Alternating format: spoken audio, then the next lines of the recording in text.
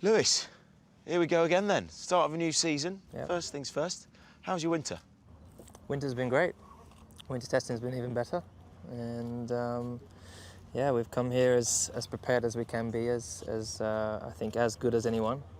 So, training was intense because I had to lose a lot of weight, which again was difficult whilst trying to stay fit.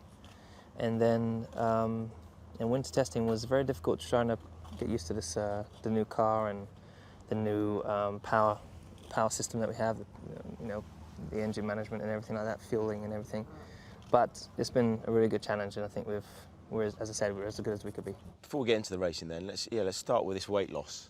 Okay, 6 kilos, I understand. How do you lose that amount of weight from someone who started off? Someone was telling me you lost about 6 kilos of weight. That's got to be very, very difficult. Is that just a diet of lettuce and tomatoes? It must be pretty hard to do. Well, basically, I have a trainer. He can eat enough. He's like he's a third heavier than me.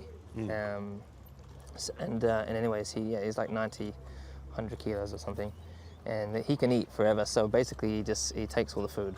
And I only get to eat a couple of times a day.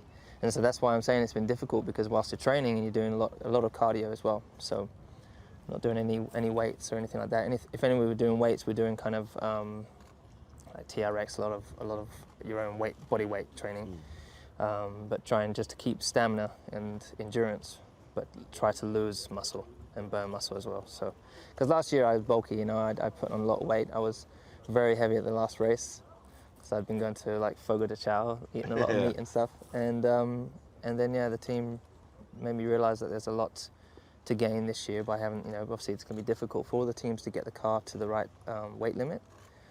So for every kilo, it's like half a tenth or something like that if you're overweight. So I had to do it. Don't know if you're a betting man.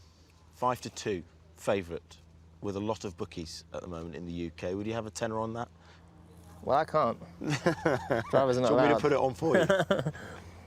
No, I don't know. There's a good casino here which I've had a good play at, but no, I wouldn't say I was a betting man otherwise. How does that tag sit with you though? Do you like that? Do you fancy yourself as a favourite going into the season?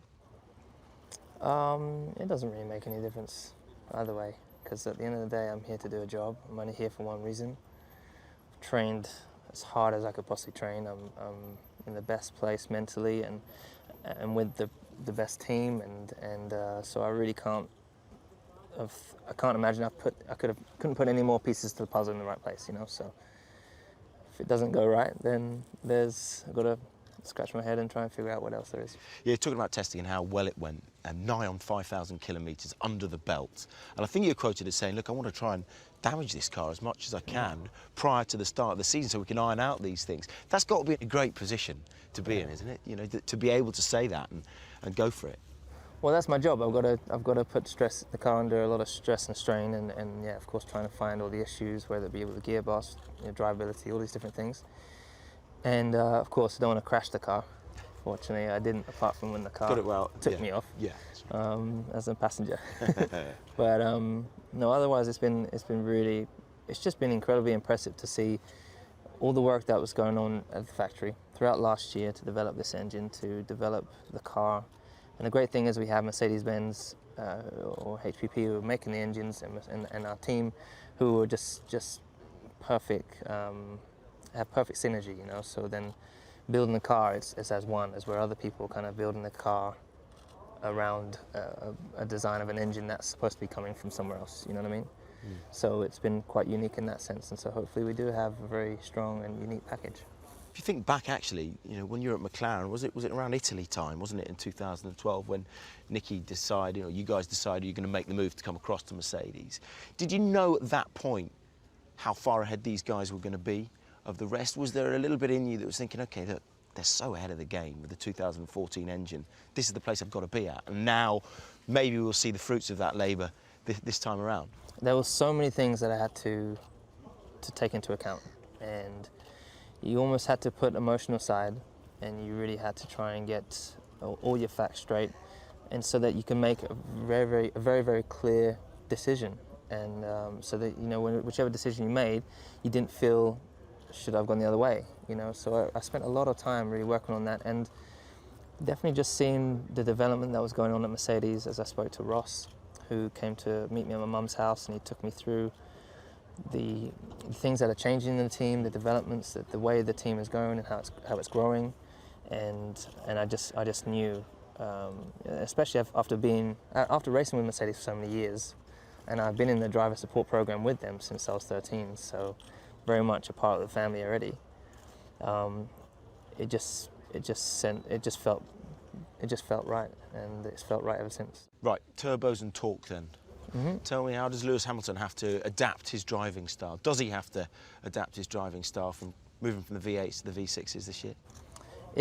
It's different because when we had last year we had the blown diffuser, so it was an insane amount of grip once you got on the power. Yeah. The barrels opened up and it blew all the air, and all the air went onto the floor, and it sucked the car to the ground massively. So on exits you had so much traction, as well. This year we don't have that, plus we lost the lower element of the rear wing, and overall generally we have a lot less drag and downforce. So when you get on power, plus now we have a lot more power, with 10 times more curves and the turbo and everything, it's pretty hard to get the power down and without fishtailing out of corners. Yeah. So there's only really that change, but I mean we're drivers, so we adapt to that so easily.